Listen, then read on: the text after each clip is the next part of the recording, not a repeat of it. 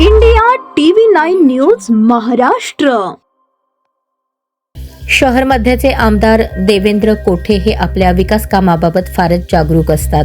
विशेष करून रस्ते, ड्रेनेज याची कामे ते स्वतः तपासतात। त्यामुळे कंत्राटदार सुद्धा कामांमध्ये कोणतीही कसर सोडत नाहीत।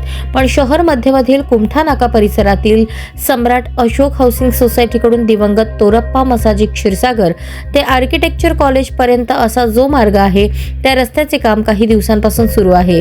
एकतर बऱ्याच वर्षांनी काम सुरू झाले।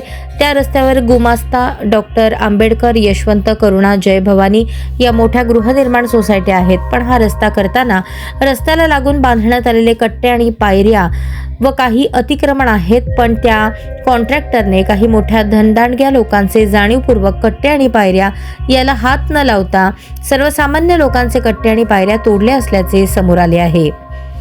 हा दुजाभाव कशासाठी काढायचे तर सरसकट सर्वांचेच काढायचे, जाणीवपूर्वक काही मोठ्या लोकांना यामध्ये सूट कशाला असा प्रश्न सर्वसामान्यांनी उपस्थित केला आहे। तसेच या रस्त्यावर फेनेस्ट या कंपनीचा बेकायदेशीर बोर्ड लावला आहे आणि तोही रस्त्याच्या मधोमध लावल्याने नाराजी व्यक्त करण्यात येत आहे। या बोर्डाचा रस्त्यावर अडथळा होत असून भविष्यात या बोर्डामुळे अपघात होण्याची देखील शक्यता नाकारता येत नाही।